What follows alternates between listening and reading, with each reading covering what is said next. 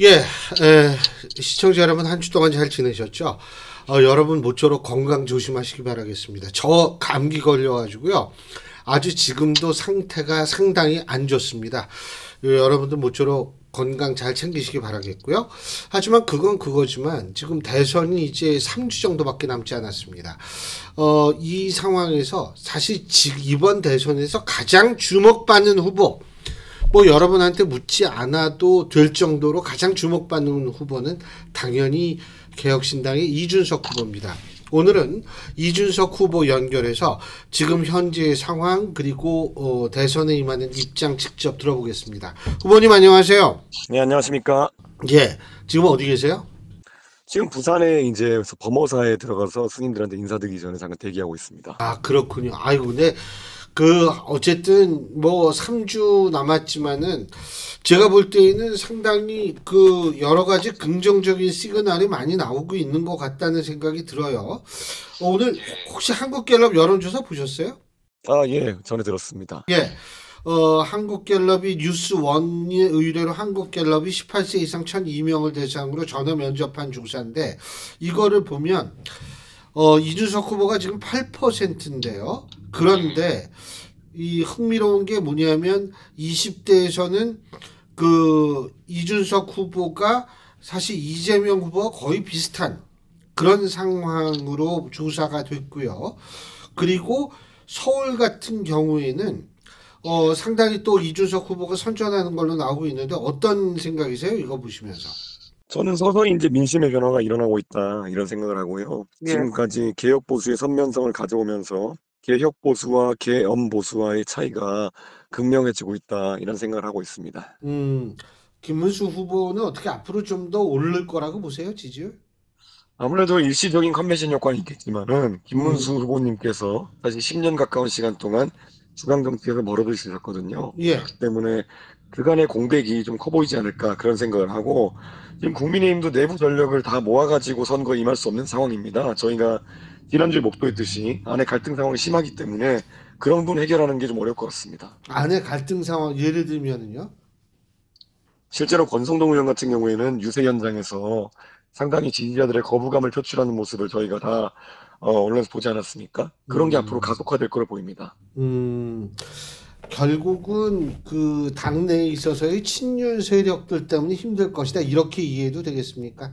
예, 그렇겠습니다. 친윤 아, 세력들이 예. 적극적으로 선거에 뛰기에는 김문수 후보와의 관계 속에서 실수도 많이 하고 그랬기 때문에 아마 그런 부분을 좀 추스리는 데 시간이 걸릴 것 같습니다. 음, 근데 제가 참 궁금한 게, 김문수 후보는 지금 일정 부분, 사실 윤석열 전 대통령 내칠 생각이 없는 것 같더라고요. 본인이 사실은 친윤들에 의해서 상당히 고생했다. 이런 분석이 있음에도 불구하고 그런 태도로 보이는 이유가 뭘까요? 그만큼 김문수 후보의 세력이라는 것이 외롭다고 볼 수 있을 것 같고요. 음, 김문수 후보가 당선된 과정 자체가 사실 미스테리에 가까웠죠. 그러니까 김문수 어, 후보가 10년 가까운 정치적 공백기가 있었는데, 그 공백기 이후에 뭐 국회에서 고개 숙여서 인사하라는데 안 했다는 이유만으로 어느 정도 유명세를 타고, 그래가지고 세력이 없는 상황 속에서 국민의힘 후보로 저희 지명되자마자 바로 이제 한덕수 단일화 쪽으로 이제 분위기가 몰려가면서 우여곡절을 겪었는데, 그런 것들이 사상 누각과 같은 그런 김문수 후보의 지위를 나타내는 게 아닌가, 그런 생각합니다. 음, 이번에 김용태 비대위원장, 아직은 내정 상태고, 이제 목요일부터 본격적으로 임명이 되는데, 김용태 비대위원장의 발탁은 어떻게 평가하십니까? 아무래도 그 윤석열 대통령 관련 사과나 이런 것들을 하기 위해서 대리 사과를 하라는 의미로 선임된 것이 아닐까 하는 의심을 좀 가질 수밖에 없고요. 음, 실제로 김용태 의원이 뭐 개혁적이고 젊은 의원이긴 하지만은 역할은 굉장히 제한적일 수밖에 없다, 그런 생각을 합니다. 왜요? 뭐 많은 사람들은 저와의 대화에서 뭐 그게 의미가 있을 것이다, 이런 얘기를 하는데요. 사실 김용태 의원이 주체적으로 정치적인 판단을 할 수 있는 위치가 아니라는 것은 모두가 알고 있을 뿐더러, 단일화나 이런 부분에 있어가지고 저희는 완강하게 그것은 성립 불가능하다고 보고 있기 때문에 뭐 대화할 주제도 별로 없을 것이다, 이렇게 생각합니다. 지금 그렇다면은 실제로 특정 세력이 김용태 비대위원장을 내세우고 김용태 비대위원장은 일종의 그런 세력에 얹혀가는 것이다 이런 생각이십니까? 그렇죠. 김용태 그 위원장이 아무리 개혁적인 방향을 가려고 해도요. 예. 당권을 유지하려는 사람들이 김용태 위원장을 이용하려고 하는 것이지 실제 개혁을 할 수 있는 권한이나 아니면 시기적 상황이 아니기 때문에 저는 큰 기대하지 않습니다. 당권을 유지하려고 하는 사람들, 친윤들을 말씀하시는 거예요? 지금은 친윤이지만은 앞으로 예. 가면은 대선이 끝나고 나면은 친윤 윤핵관들과 그리고 김문수 후보 측 관계자들과 그리고 한동훈 후보 측 세력과의 강한 갈등이 있을 걸로 예상됩니다. 근데 제가 이준석 후보께 좀 여쭤보고 싶은 게, 이준석 후보께서는 옛날에 당대표 할 때요, 국민의힘. 예, 윤석열 전 대통령도 겪어보시고, 친윤들도 겪어보셨잖아요. 그때 굉장히 고생 많이 하신 거 우리가 다 알고 있는데, 근데 제가 궁금한 게 권력이라는 게 한 번 끝 떨어지면 끝이거든요, 사실. 예, 근데 그렇습니다. 윤 전 대통령은 이게 어떻게 파면당하고 쫓겨난 대통령이 아직도 친윤이라는 당내 세력을 유지하고 그럴 수가 있을까요? 그거 왜 그렇다고 보세요? 그러니까 결국은 세력을 갈아타려 그러면은 당내에 충분한 그런 의미가 있는 대안 세력이 존재해야 되는데 음, 사실 윤석열 정부 내내 계속 대안 세력이 될 수 있는 사람들 선했기 때문에 음, 결국은 그 사람들이 배신자 담론이든지 이런 것 때문에 고생하기도 하고 예. 결국 가장 선명하게 윤석열 대통령과 대립했던 이준석은 당 밖에 나와 있지 않습니까? 그렇기 때문에 이게 결국 갈아타려고 하는 사람들도 누구를 중심으로 뭉쳐야 되는 것인지 지금 구심점이 없는 상태이기 때문에 음, 윤석열 대통령 쪽 인사들이 그 관성에 따라 가지고 계속 주도권을 발휘하고 있다 이렇게 보면 될 것 같습니다. 그리고 근데 어쨌든 김문수 후보도 지금 윤석열 전 대통령에 대해서 탈당이나 출당시킬 의사가 없다는 걸 분명히 했는데 김용태 비대위원장은 조금 뉘앙스가 다른 얘기를 하거든요. 이 부분은 어떻게 해석해야 될까요? 다들 답답한 거겠죠. 그러니까 지금 상황에서 선거를 앞두고 힘을 다 모아야 된다고 생각하는데 예, 또 일부나마 또 윤석열 대통령을 좋아하는 세력이 있으면은 예. 그 표가 아쉬워질 정도로 지금 국민의힘이 다급한 겁니다. 그렇기 때문에 저는 이럴 때일수록 오히려 쾌노남마의 자세로 결단을 내려야 되는데 김문수 후보가 전혀 그런 결단을 내릴 수 없는 상태다 이런 생각을 합니다. 혹시 역할 분담하는 건 아니에요? 그러니까 본인은 그냥 윤석열 전 대통령 내치지 않겠다 이런 식으로 해서 강성 지지층한테 지지를 좀 받고 김용태 비대위원장이 그 문제 해결하고 이렇게는 안 될까요? 지금 뭐 선거라는 것이 그런 음, 어떤 형식 논리를 구성하기 위해서 치르는 것이 아니라 음, 결국엔 유권자의 마음이 동하게 만들어야 되는 것인데 예. 그러면 매우 선명한 스탠스를 후보든 비대위원장이든 일치 단결해 가지고 내야 되는 거거든요. 음, 근데 그걸 지금 만약에 머리 쓰면서 수계산하고 있으면은 예. 이미 텄다 이렇게 생각합니다. 그리고 김용태 비대위원장은 우리 이준석 후보와 굉장히 사실 가까우셨잖아요. 옛날에 천하용인이었으니까요. 그죠? 지금도 가깝게 지내고 계속 교류합니다. 술도 마시고 그런다 그러더라고요. 예? 예, 맞습니다. 예. 근데 그런 김용태 비대위원장이 이런 얘기를 했습니다. 이준석 후보가 먼저 단일화를 제안할 수도 있다. 뭐 김용태 의원이 저를 너무 잘 알기 때문에 제가 안 그럴 거라는 걸 알면서도 그렇게 얘기한 거는 뭐 정치적으로 곤란한 상황에 있는 것 같습니다. 예. 이준석 후보께서 생각하실 때 정치적으로 곤란한 상황은 어떤 상황일까요?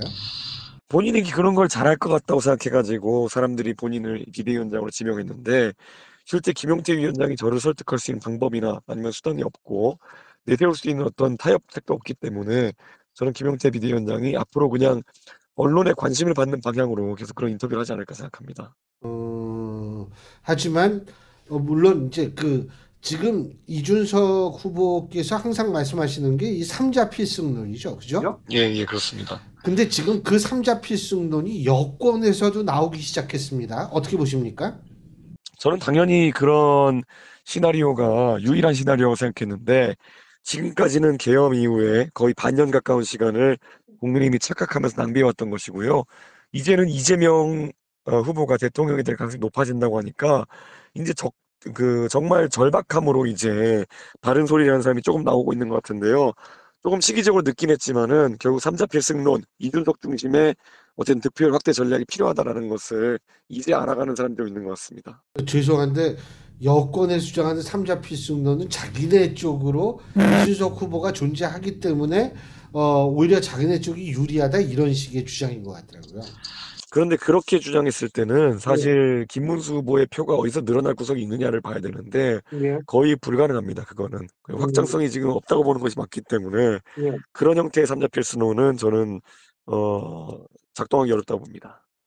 지금 확장성이 없다. 사실은 선대위에서 다른 사람, 다른 그 위원장을 통해서 좀 확장력을 구사해야 되는데 별로 꿈쩍들을 안 하는 것 같아요.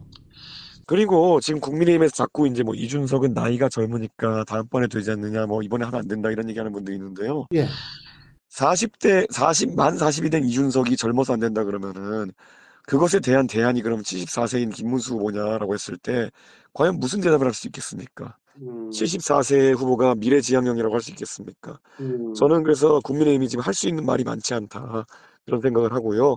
만약에 보수 진영에 아직까지 마음을 정하지 못한 분이 있다면요.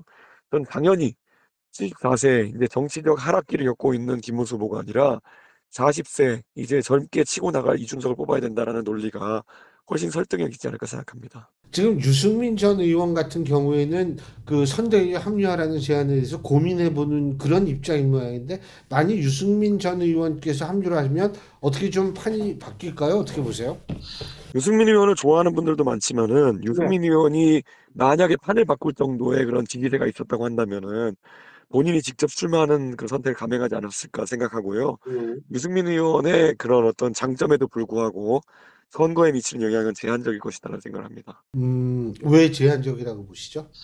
왜냐하면 이미 개혁 보수를 지향하는 사람의 대부분은 개혁신당과 이준석과 결의를 함께하고 있고요. 음, 유승민 의원이 실제 현실 정치에 뛰어들어 가지고 그 당을 장악하거나 핵심적인 역할을 할 수 있을 것이라는 기대가 없기 때문에 음. 그저 많은 사람들 입장에서는 그냥 유승민 의원의 좋은 이미지가 김문수 후보에게 조금 투영되는 정도, 이 정도로 볼 것 같습니다. 그러면 한동훈 전 대표가 만일 합류한다. 물론 저는 합류할 가능성이 크지 않다고 보지만 합류한다면 그건 좀 효과가 있을까요?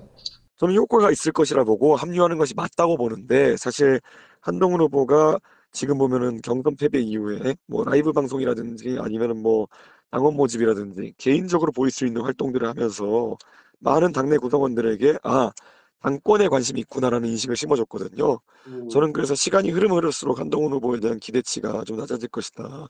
그래서 저 같으면은 바로 합류해가지고 자당의 후보를 도울 거거든요. 왜 그러지 않는지 약간 이해가 안 갑니다. 음, 글쎄 왜 그러지 않는지 뭐라고 대충 추측하세요? 글쎄요, 정치를 많이 하던 분이 아니다 보니까 음, 지금 본인이 하는 행보가 오히려 도움이 될 거라 착각하고 계신 것 같은데요. 음, 제가 그냥 피상적으로 보기에도 당의 일에 관심이 없어 보이는 그런 상황인 것 같습니다. 지금 사실 그 선대위 구성을 하고 뭐 이렇게 해가지고 뭐 예를 들면 호남 쪽에는 이정현 전 대표를 또 영입을 함으로써 좀 나름대로 하려고 하는데 그럼에도 불구하고 이게 시간이 제한적이라서 좀 힘들 것이다. 뭐 이런 얘기도 나오고 있는 것 같은데 그 아까 확장성도 잠깐 말씀하셨습니다만 호남 쪽의 반응은 어떨 거라고 보세요? 호남 아직 안 가보셨죠, 이 대표님? 제가 광주에 가가지고 5.18을 기념하기 위해 그때 가지고 가셨죠. 예. 편지는 드리고 왔는데 아직까지 유권자들을 다수를 직접 만든 적은 없습니다. 예. 그런데 이번에 국민의힘에서 호남 확장을 하기 위해 가지고는 예. 실제 계엄에 대한 명확한 입장 정리가 필요하거든요. 음. 왜냐하면 계엄하면은 다른 지역 주민들은 모르겠지만 호남 출신 수도권에 계신 분들이나 호남에 실제 거주하고 계신 호남민들에게는 굉장히 중요한 문제인데 여기에 대해서 얼렁뚱땅 넘어가는 국민의힘이 표의 확장성을 가지기 굉장히 어렵다 그런 생각하고 있습니다. 표의 확장성 얘기하니까 갑자기 그 생각이 나네요. 아까 말씀드린 한국갤럽 조사를 보면 만일 가정입니다. 이준석 후보께서 예를 들면 단일화에 의해서 김문수 후보로 됐을 경우엔 이준석 후보의 지지층 중에 30%는 이재명 후보로 간다. 이런 조사가 나왔거든요, 지금. 그렇죠. 이 얘기는 결국은 뭐냐 하면 이준석 후보를 지지하는 계층 중엔 민주당에 갈 걸 이준석 후보가 끌어왔다. 이렇게 볼 수 있는 부분인 것 같아요. 그렇습니다. 아무래도 민주당에 그냥 그래서 계속 던지는 질문이 예.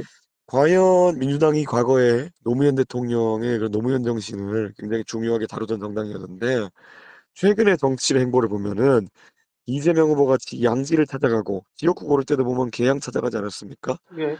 그리고 뭐 이준석 같이 험지를 찾아다니는 행보 이런 것과 비교했을 때 누가 더 노무현 정신에 맞는 정치를 하고 있느냐 이런 걸 따져봤을 때 이재명이 아니라 이준석이라 답하는 사람들이 상당수 있습니다. 음. 그런 거로 봤을 때도 저는 이재명 후보가 민주당의 그런 노무현 대통령을 사랑하고 좀 더 탈권위적이고 이런 행보를 좋아하는 표를 완전히 흡수하진 못한 거로 보입니다. 음. 아니 이거 보니까 사실은 어떤 생각이 드냐면 그렇게 국민의힘이 생각하는 식으로 무조건적인 단일화 이거는 그렇게 이 생각만큼의 큰 이득을 국민의힘에게 가져다 주지는 못할 것 같다는 생각이 들더라고요. 예, 맞습니다. 그런 거는 사실 단일화를 그렇게 억지로 했을 때 네, 한덕수, 김문수 단일화 때 무슨 일이 터졌는지 저희가 보지 않았습니까? 네. 그러니까 이 사람들이 기획력도 참 떨어지고 음, 한편으로는 단일화라는 걸 기획하려면은 어떤 시너지가 날지가 명확해야 되는데 전혀 시너지가 없는 단일화를 계속 풍악처럼 물려대고 있으니까 다른 선거에 주목받아야 될 지점들이 전혀 주목받지 못하고 있습니다. 아참 그리고 저 이준석 후보께서 저 홍준표 전 시장 하와이 갈 때 공항까지 가셨었죠. 예, 맞습니다. 그죠? 그때 저도 이렇게 뭐 그림만 봤는데 굉장히 화기애애한 분위기였던 것 같은데 일단 첫째, 홍준표 전 시장이 분명히 정계 은퇴 선언을 한 것 같은데 요새 메시지 나오는 거 보면 은퇴한 것 같지가 않다 이런 얘기도 많은데 어떻게 생각하세요? 아무래도 홍준표 시장을 좋아하는 젊은 세대나 홍 시장의 그런 지지층 같은 경우에는 이번 대통령 선거에서 어떤 선택을 해야 될지에 대해서 홍준표 시장에게 좀 명확한 가이드를 달라라는 취지로 계속 이야기하고 있는 걸로 알고 있습니다. 음, 그래서 홍준표 시장도 당연히 자신을 좋아하는 청년들이나 이런 지지층이 어떻게 움직이는지에 대해 가지고 책임감이 있기 때문에 한편으로는 정치에 대해서는 상당한 그런 실망감을 가지고 있으면서도 그 자신의 지지층의 진로에 대해 가지고는 또 책임 있는 행동할 수밖에 없다 이런 생각인 것 같습니다. 근데 홍준표 시장 전 시장한테 또 이재명 후보가 상당히 이 우리가 브로맨스라는 단어를 쓰는 언론이 많이 있을 정도로 또 아주 좋은 관계를 유지하려고 하는 듯한 모습을 보이더라고요. 아마 홍준표 시장을 이재명 후보 측에서는 보수 진영에서 나름 그 덩어리가 있으면서도 가장 이탈하기 쉬운 그런 젊은 세대 위주의 그런 그룹이기 때문에 가장 자신들이 연계하기 쉽다고 보는 것 같습니다. 그래서 뭐 젊은 세대 표나 이런 것들을 넘겨받길 원하는 것 같은데요. 젊은 세대가 가장 싫어하는 것이 이재명 후보식의 포퓰리즘 정치이기 때문에 그럴 가능성은 상당히 적다 이렇게 생각합니다. 그러니까 홍준표 전 시장과 이재명 후보가 손을 맞잡는 모습을 우리가 대선 전에 볼 확률은 굉장히 적다. 저는 이렇게 보세요. 가능성이 높진 않다 이렇게 봅니다. 음. 근데 홍준표 전 시장의 뭐 지지 그룹 중에 하나 일 좀 돕던 분들이 어젠가요? 이재명 후보 지지 선언하고 그랬던 모양이에요. 그거 저도 뭐 전말에 알아보니까 이현주 의원과 가까운 그룹이라 가지고 그런 행동을 한 것으로 알려졌는데 저랑 교류하는 홍준표 대표 측 관계자들 같은 경우에는 그분들은 사실상 지금 홍준표 시장을 지지하는 그룹의 주류가 아니다 이런 식으로 말씀하시는 것 같습니다. 음, 아니, 더군다나 이게 자꾸 민주당 이쪽하고 얘기가 나오는 게 뭐냐면, 홍준표 전 시장께서 국민의힘에 정남이가 떨어져가지고 결혼하지 않을 수 없다. 오늘도 이런 얘기를 했고, 여기에 대해서 또 권영세 전 비대위원장은 홍준표 전 시장의 인성이 어쩔 수 없다. 뭐 이런 식으로 얘기를 하지 않습니까? 이건 좀 그런데 어떻게 평가하세요? 그게 국민의힘의 고질적 문제가 본인들에게 마음에 안 드는 행동을 하면은 싸가지론, 인성 이런 거 들고 나오거든요. 음, 누가 봐도 홍준표 시장은 국민의힘에서 상당한 지분이 있는 사람이고 그리고 이번 경선 과정을 통해 가지고 경선이 실제로 깔끔하게 치러지지 않은 것도 사실 아닙니까? 네. 그러면 적어도 홍준표 시장에 대해 가지고 뭐 미안한 건 미안하다 그러고 어쨌든 홍준표 시장의 마음을 달래려는 노력을 해야 되는데 전혀 그렇게 하지 않고 오히려 인성 문제까지 들고 나오는 걸 보면은 굉장히 뭐는 조당이 잘못됐다는 생각을 합니다. 아니 지금 잠깐 제가 개인적으로 궁금한 거 하나만 여쭤볼게요. 한덕수 전 총리를 그렇게 밀었던 사람들은 어떤 사람들일까요? 뭐 저는 윤석열 대통령이 뒤에 있다고 볼 수밖에 없고요. 네. 윤석열 대통령이 본인과 가까운 윤핵관 등을 이용해 가지고 결국 이런 상황을 만든 게 아니냐 이렇게 의심할 수밖에 없습니다. 윤석열 전 대통령이 밀었다라고 보신다. 예, 예, 그렇습니다. 근데 그 말빨이 아직도 먹히네요. 그래도. 저는 왜 그런지 모르겠습니다. 저는 사실 김문수 후보의 경쟁력이 낮다고 보는 거는 뭐 일리가 있다 보지만은 예. 그러면은 아예 경선 과정에서부터 그런 위험성을 차단했어야지. 음. 뽑아놓고 나니까 김문수 후보가 너무 경쟁력이 떨어져서 확장성이 없다라고 그냥 자당 후보에 대해서 그런 인증을 해버리는 것은 도대체 무슨 방식인지 모르겠습니다. 저는 개인적으로 그게 좀 궁금해서 여쭤본 거고. 자, 이재명 후보, 이제 경쟁 후보신데, 이재명 후보가 지금 중도 확장을 막 하고 있는데, 일각에서 주장하는 거. 예를 들면은, 일각에서 조갑재 대표 같은 분이 주장하는 건 뭐냐면, 지금 이재명 후보 쪽에서 주장하는 그러니까 민주당에서 얘기하는 뭐 조희대 대법원장 청문회 뭐 특검 그리고 또 뭐 예를 들면 여러 가지 법안을 발의하고 있지 않습니까? 이게 노력을 다 깎아먹는다 이런 주장을 하는데 동의하십니까? 그렇죠. 제가 계속 얘기하는 것이 이재명 후보는 결국 중도 보수를 하겠다느니 보수를 포용하겠다니 이런 얘기를 하면서 네. 실제로는 우회전 깜빡이 켜고 좌회전할 것이다라는 얘기를 했는데 그게 현실화되고 있는 거거든요. 음, 이재명 후보가 이번 선거 들어가지고 달라진 모습을 뭘 보여줬습니까? 그저 그냥 자신에게 반대되는 세력은 탄핵하겠다고 협박하고 이런 모습 그대로지 않았습니까?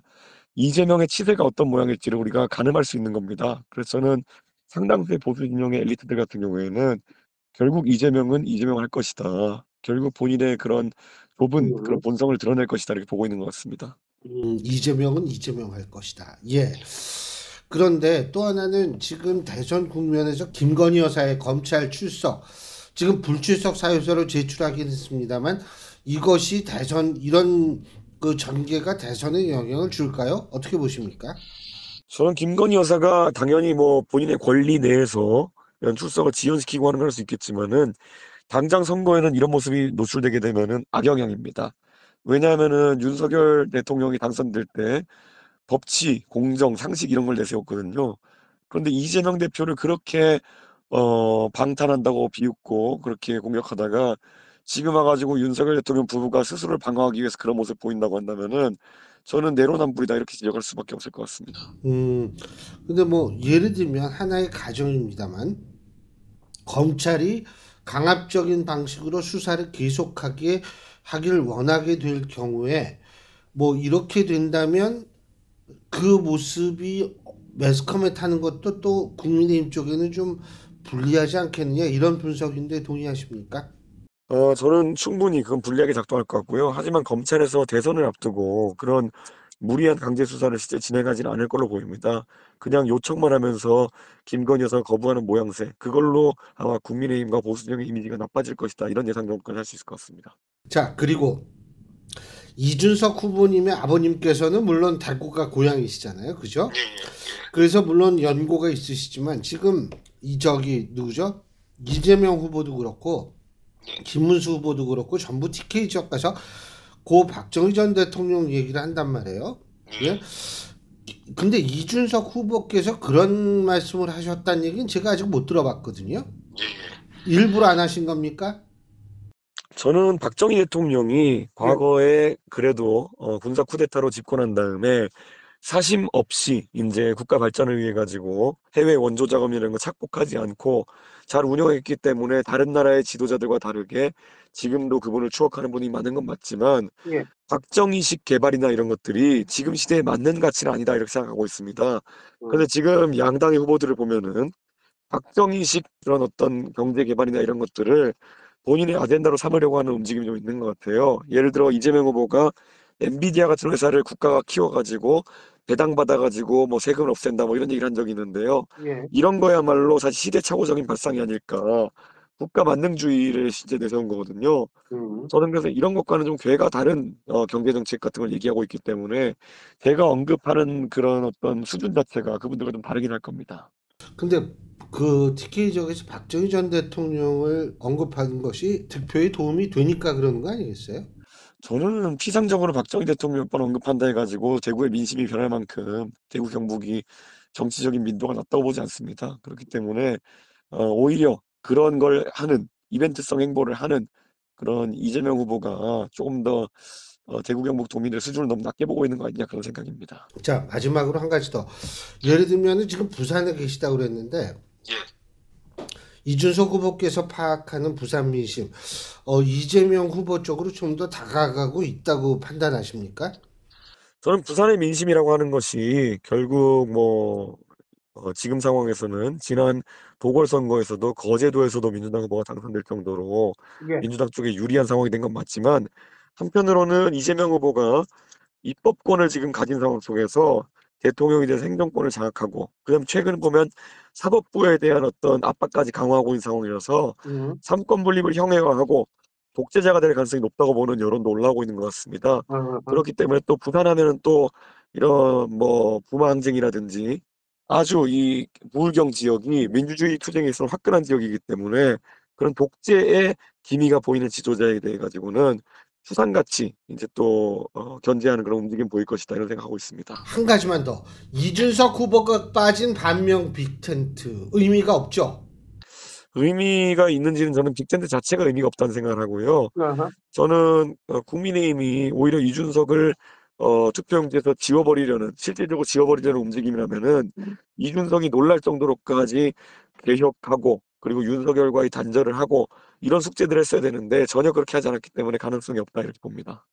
예, 잘 알겠습니다. 아이고, 이거 선거운동 하시느라고 목도 다 쉬고 그랬는데 또 이렇게 시간 내서 저희랑 인터뷰해 주셔서 정말 고맙습니다. 예, 감사합니다. 감사합니다. 예, 감사합니다. 예, 지금까지 개혁신당의 이준석 후보였습니다.